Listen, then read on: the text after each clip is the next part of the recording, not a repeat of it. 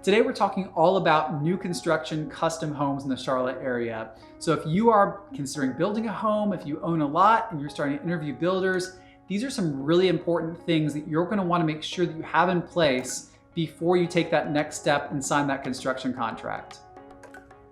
So the number one question we get from folks that are thinking about endeavoring on a custom build is, how long is this going to take me? Is this going to be a 3-month project? Is this going to be a 2-year project? How long does it take to build a custom home in the Charlotte area? And of course, this is a really varied answer. It's like asking, what is the price of a car? It can really vary depending on what you're looking to accomplish. I would say as a general rule, a well-managed construction project can be completed in 6 to 12 months. And this means that you've got your selections relatively selected already. You kind of know what you want.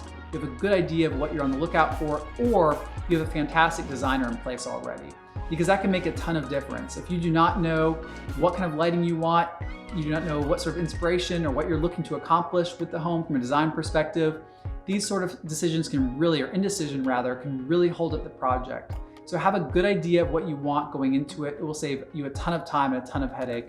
Meeting with a designer, spending a few hours, finding inspiration and knowing what to pull from is a great benefit to you. So again, we tell our clients 6 to 12 months for a custom build. More often than not, you're in that 9 to 12 month range. I've seen projects, however, go as long as 14 months. They were very indecisive, and a lot of the products were on back order and were special ordered, which adds months to the construction timeline potentially. So the first thing you want to consider when you're shopping for a builder is how their contract is structured and how they operate. You want to make sure that you are very comfortable with the builder you select, because this person, you're going to feel married to them for the next 6 to 12 months while your project is underway. You're going to be talking to them on likely a weekly basis. They're going to reach out to you. So if you feel like you're being talked down to or that they're condescending, walk away. You want to work with somebody who you feel like they will honor your relationship, be nice, be kind, be approachable, not talk down to you. These are all things that you really want to look for, because again, you're stuck with this person for 6 to 12 months during your new build. But how their contract is set up can really have either great repercussions or negative repercussions on your project. And there's really 2 different ways that contractors set up their contracts. The number one way is a fixed price with allowances. And this is where the builder is going to say, you own the lot, and based on your plans, I will build this house on your lot for $700,000. And in that $700,000, that includes a series of allowances. And these allowances are just as it sounds. They're allowances for different factors in the construction process. So things like your dining room chandelier, your countertops, your flooring selection, they're going to have a fixed price on each of these items.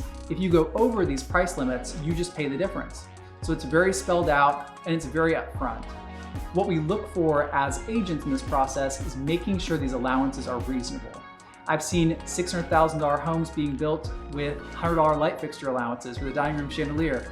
Obviously, this does not work, so we want to make sure that you're not being underbid artificially with the idea that they're just going to hit you up for increases on your allowances because they've artificially lowered all these allowances on your contract just to win your business.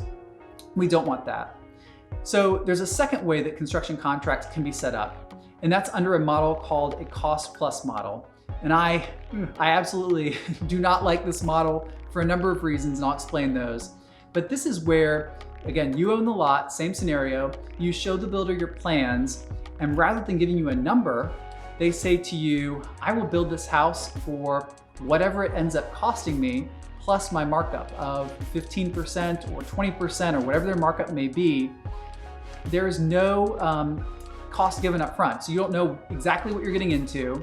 Sometimes they'll give you a wide range, but this cost plus model really benefits the builder. So if there's any shortages of materials, if there's any shortages of labor, if anything has a cost overrun, it doesn't affect the builder because they're still charging you whatever they're being charged plus their markup. The other negative thing I've seen under this model is siding is over-ordered, insulation is over-ordered, all materials are heavily over-ordered, because if you think about it, the builder has no incentive to control costs in this kind of model. If they're left with 100 extra square feet of tile, who cares? It's your loss, and they're getting 20% off the inflated invoice, and they probably are keeping the extra tile. So this model I find is a recipe for disaster. I've had a handful of clients insist on building through the cost plus model, and every single time they come out with a sour taste, and they just are not happy with this whole process because, again, the builder's interests are not aligned with yours.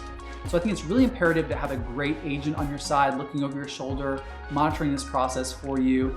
If we can help it out at all, please feel free to reach out. My number is 704-755-5095, and our website is mattstoneteam.com.